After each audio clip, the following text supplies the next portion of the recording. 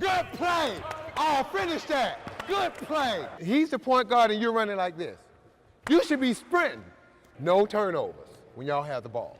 All right? Y'all got to learn to value that ball. No freaking turnovers. Let's go now. Come on. Let's go. Kick it ahead. Shot. There you go.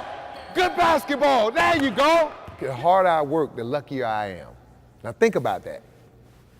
The harder I work, the luckier I am. So if you don't work hard, you're not going to get any breaks. So you get a pass. Where you from, man?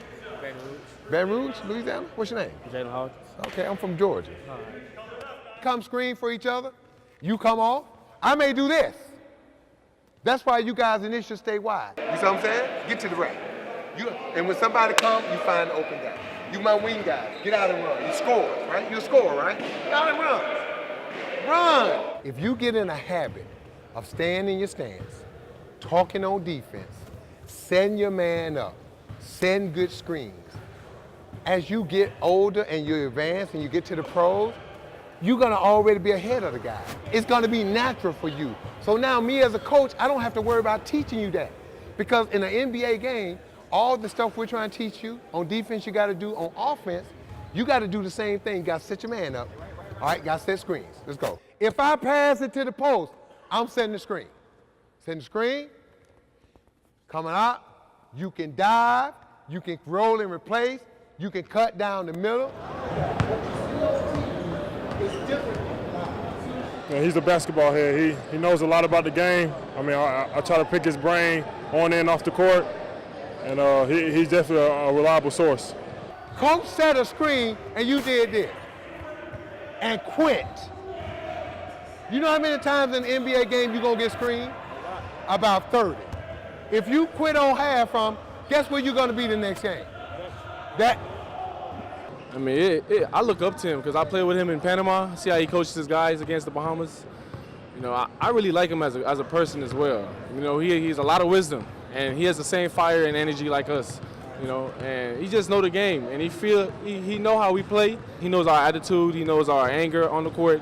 You know, he's just a great coach in general.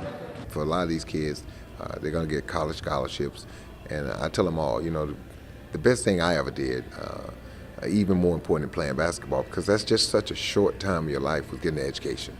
And that's the thing that we stress upon these kids, to also that take advantage of these opportunities that basketball is presenting to you. And for some of you, you're going to play at the next level, the highest level, and that's great. But for a large majority of these kids, even though they're really good, there's a lot of things that can happen between now and then, and it's important that they use basketball to further their education and make a better life for themselves. And I tell you. See Sam Mitchell, the head coach at Team Harden, former head coach Minnesota Timberwolves, did an outstanding job for them.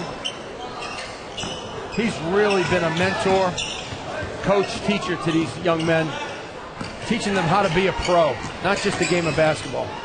Sam Mitchell, former NBA Coach of the Year, is coaching him all week. And the thing that Sam really, he stayed on him. And most times you get a kid that's talented and that hyped up, and people are afraid to coach him. Well, if he goes to college or he plays in the NBA, whatever he does, he's going to be coached. And that's the thing to me that's made this week different, because the guys that are coaching these kids are not recruiting them. They're not advising them. They're just coaching them, so they're demanding that they compete at a level and be more consistent in the way they play. Well, they're going to tell them what they need to hear versus what they want to hear. They're going to hear the word no a lot, and they're going to hear coaches that are going to raise their voice a little bit. Yeah, Mike, Sam Mitchell, the head coach of Team Harden, said, listen, told my guys at halftime, you just got to stop trying to be fancy. Quit trying to just go for this steal and try to run in transition. We've got to solidify our defense a little bit better. He's like, get your hands up in the passing lanes, move your feet, play defense the way you will, and shut them down. So it sounds like he's saying, let your talent do the work. You guys are a more talented team. You're just not putting the effort in that you need to. Don't be surprised if you see Team Harden go to some sort of pressure. That will pick up. You have an NBA coach. Here he is, Sam Mitchell, former coach of the T-Wolves. Did a great job with a young team with Wiggins and Karl Anthony Towns.